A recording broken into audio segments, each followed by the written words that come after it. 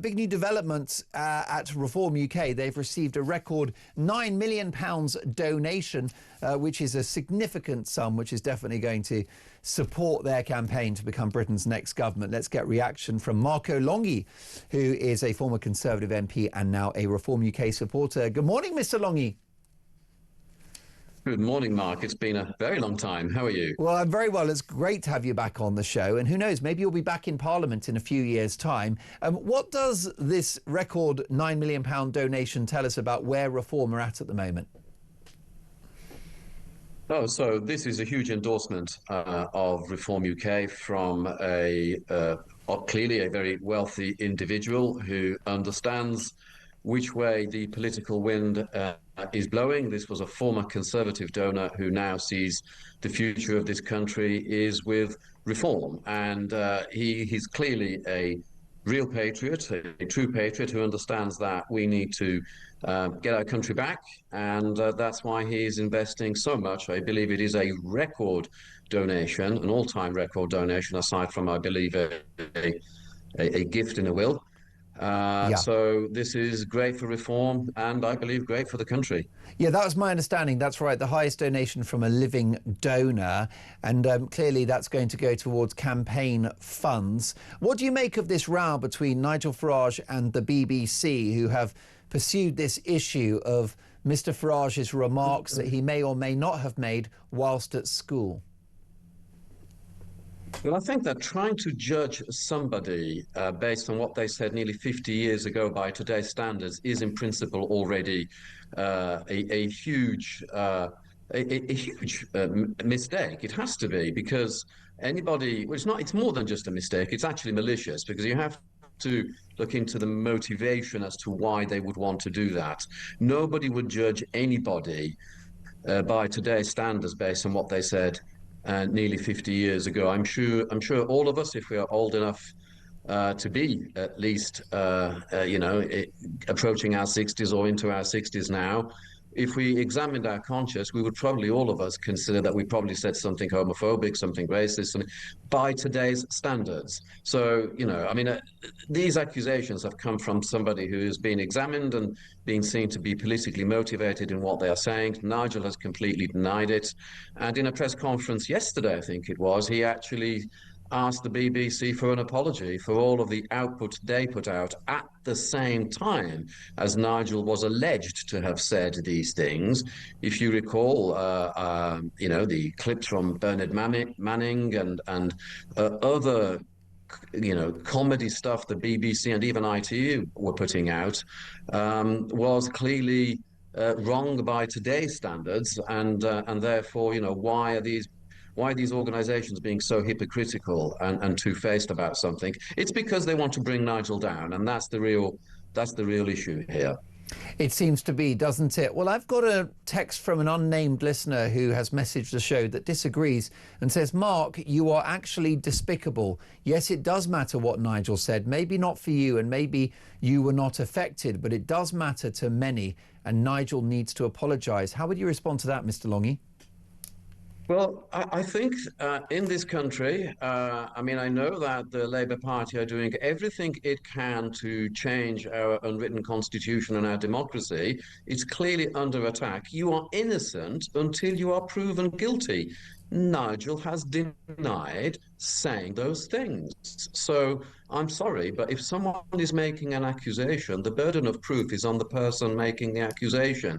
So let's see the evidence if there is such a thing in existence. And in any case, I come back to this point, all of us, if we are to be honest about things, it is wrong to try and judge somebody today, by today's standards, based on something they said 50 years ago. I'm sure all of us said something that might be described as either homophobic or racist or misogynist or whatever other ist, or, look, I think this is just a concerted effort at trying to bring Nigel down by the establishment, because they can see what is coming now. Nigel's train is coming, and this country is going to see huge change in the next few years, and they don't like that.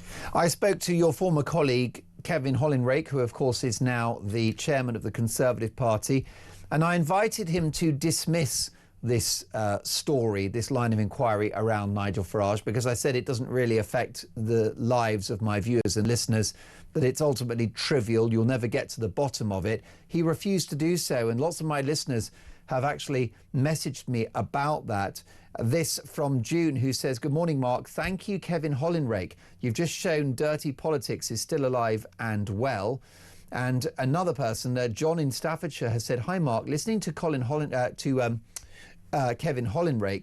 is making it harder for me to stay a member of the Conservative Party." John in Staffordshire there speaks for many, doesn't he? He does, quite clearly. And, you know, I was a colleague of Kevin's for the period of time that I was a member of Parliament, and I'm truly shocked at what he has done. I have tweeted him, I have tagged him, and I've tagged all of the shadow cabinet to come out and denounce what he did on X, commonly known as Twitter still, and you know, aligning the Reform UK with the Nazis. I think it's a dreadful thing for Kevin to have done. And you know, if he'd have come out and apologized and said he did it, it was a mistake at the time, you know, I'd have had more respect for him.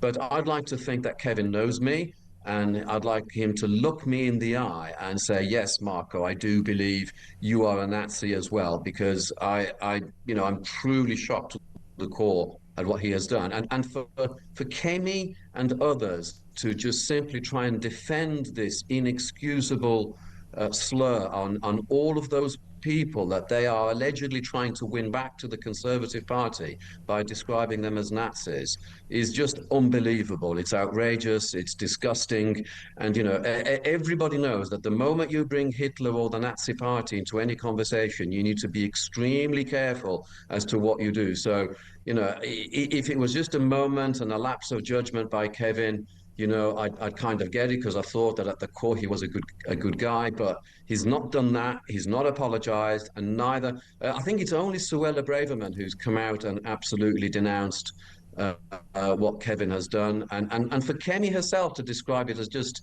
as something funny that she found funny is just outrageous, and I think it tells you a lot about a Conservative Party who is absolutely desperate, trying to win people on their side by hook or by crook, by any possible means, and it's awful. And I just hope that those true Conservatives out there can just see this for what it is, which is an act of desperation. They should have apologised for what Kevin did, and they haven't. And Kevin Hollinrake is digging in. I invited him, Marco, to say, look, Nigel Farage, you know, we've got to examine his policy platform, do his numbers add up? Will he really stop the boats? You know, valid questions. And I invited him to say, why didn't the Tories focus on that and dismiss this kind of Nazi slur from his childhood years? And he did not take that opportunity.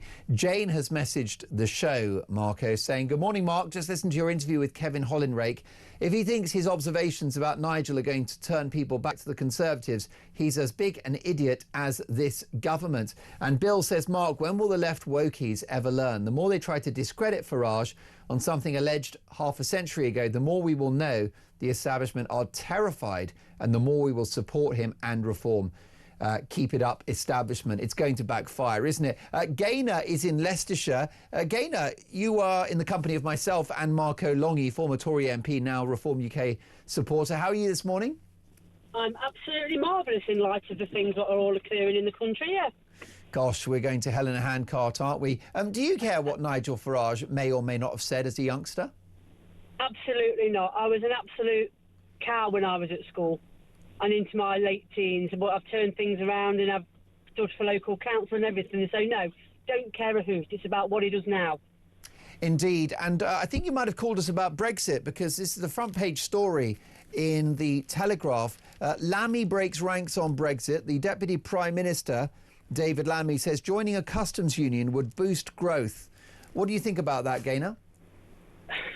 I think, I'm not a conspiracy theorist, but I think Keir Starmer is already working alongside the bigwigs of the EU to bankrupt this country, and then they'll come along like a knight in shining armour to bail us out, but what they're doing is buying us. like the other poor countries who've recently joined the EU, then we will be part of the EU, never to come out. And just on another note, you know about Farage being, or Reform taking on being the governors. Yeah. Once upon a time, both Labour and the Conservatives had never governed a country before. It's a very, very good point. It's a very good point. And sometimes it's a bit mad, isn't it, Gaynor, to think that the people that cause the problems in this country are the ones that will fix it. Exactly, and the reason the Conservatives didn't make a good job of Brexit is because every time they come up with an idea, the Labour people slag it off and won't pass it through. Now they're left with and they're not clearing any mess up. They're creating a bigger mess of their own. They're selling us out to the EU, guaranteed.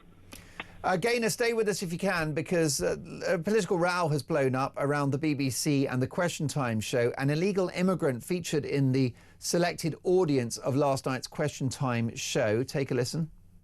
So the man in the white shirt, now I know you came over on a small boat. Am I right about that? Yeah. What's your response to what you're hearing? Because obviously everyone is talking about people like you.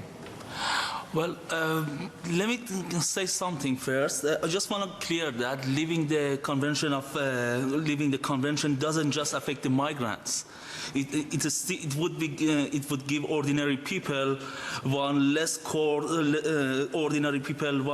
less court to protect their rights. Even for weekend checks and the government power, risk on peace settlement in Northern Ireland and damage our security cooperation. Is it right, Gaynor, and I'll be asking Marco Longhi in a second, but is it right to platform an illegal immigrant as the same as a voter of this country, someone that's paid into the system for years?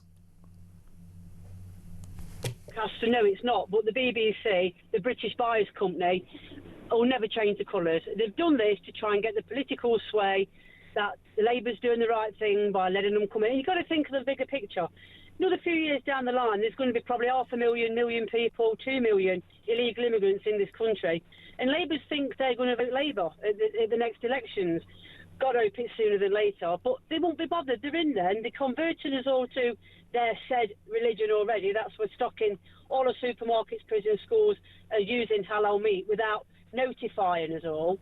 And I think that's wrong, which needs to be stopped. But it's been because halal, like the preparation of halal meat and kosher is incredibly well. It's against the way that we prepare food in this country. It's cruel, isn't it? Exactly. When it's like everyone, come to our country by all means, but you pay your taxes and you abide by our rules primarily. If they're not happy with that, stay where they are. We're animal lovers. Gaynor, common sense on a Friday. Do call me again soon. Really enjoyed our chat. Marco Longhi, your reaction to everything Gaynor has had to say? I think Gaynor is absolutely brilliant. You know, she represents one of the millions and millions of what I would call real people out there that the political class and the establishment just choose to ignore, and again and again and again just want to put down. Their voice will be heard at the next general election, and it's going to be an absolutely devastating blow to both the Conservatives and the Labour Party for treating them so badly. You know, and coming back to the BBC, you know, this organisation that has been found to be with its hands in the till over bias to actually platform illegal immigrants who have, yes, they have claimed asylum, but their first act was to break into the United Kingdom. That is a criminal act. It's a bit like wanting to have a special program on BBC Question Time on the justice system and platforming real criminals there. Yeah. Why would they want to do that? That was only to try and have people who are sitting next to them and have some kind of emotional reaction that might induce some kind of emotional blackmail, if you like, and want to feel sorry for them. These guys were refused entry in all of several countries they crossed when they applied. Oh, but they get to the UK and we have a different set of criteria. You know, I've lived in many different countries, and the UK, if there's a law, it does everything to try and obey it. But you try and live in Italy or France and Germany, if there's something there that doesn't suit them, you know what? They just simply don't do it. So why is it that we find it acceptable to have them in this country and then put them on a national broadcaster funded by the taxpayer again, having committed a criminal act and with the sole purpose of trying to gain sympathy towards them. This is, again, an act of desperation by a BBC who is beyond repair. And the sooner we revise that royal charter and make sure that they go onto some kind of paid subscription model, the better. But at least people then can choose. If they want to watch something that is got such a left-wing bias, then they can absolutely do so if they want to. But why should it be at my expense, at your expense, or anybody else's expense who do not want to listen to that kind of propaganda? Marco, fantastic to see you again. Do join us in the near future. Marco Longhi is a former Conservative MP and now a Reform UK supporter. Perhaps he'll be back in the House of Commons in a couple of years' time.